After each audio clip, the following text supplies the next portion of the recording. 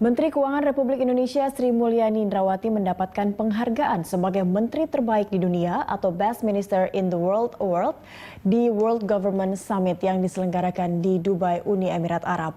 Ia mendedikasikan penghargaan itu kepada 257 juta rakyat Indonesia.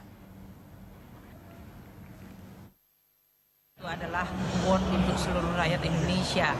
Bagi saya, ini adalah suatu kesempatan untuk bisa menjelaskan mengenai kemajuan Indonesia, tantangan yang kita hadapi, dan upaya yang dilakukan pemerintah untuk bisa mengatasi berbagai masalah pembangunan dan menciptakan solusi. Mari kita lihat award winning hari ini.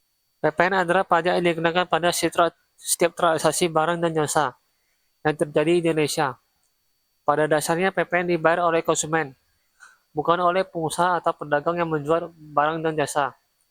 Jadi setiap kali kita memberi barang atau jasa yang dikenakan pajak, kita sebenarnya sedang membayar PPN tersebut.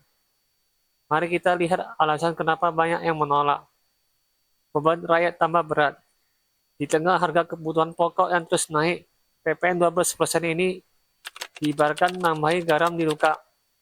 Buat rakyat kecil, bukan cuma dompet yang tipis, harapan juga ikut terkikis. Pajak ini dikenakan pada setiap tahap produksi dan distribusi barang atau jasa. Jadi misalnya orang pabrik membuat produk, mereka akan dikenakan PPN atas bahan baku yang mereka beli. Kemudian produk yang jadi dijual konsumen akhirnya juga dikenakan PPN. Sistem ini disebut pajak bertingkat, karena setiap tahap ada pajaknya, tetapi konsumen akhirnya yang membayar. Jadi sebelum tarif PPN adalah 10%, ini menjadi 12%. Meskipun perbedaan ini tidak terlihat terlalu besar, namun pada barang-barang konsumsi dengan harga yang tinggi, kenaikan ini bisa memiliki dampak yang signifikan. Misalnya jika harga suatu barang adalah 10.000 dengan tarif 10%, PPN yang dibayar adalah 10.000.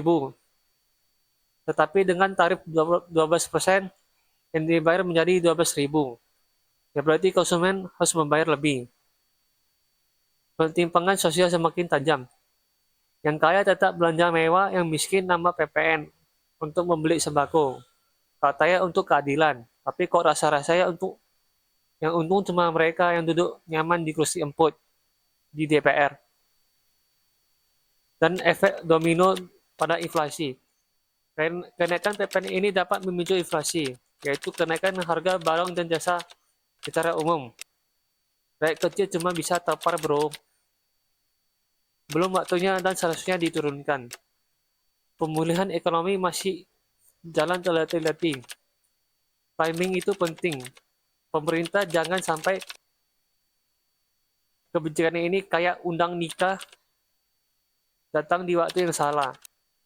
Seharusnya yang diturunkan PPN ini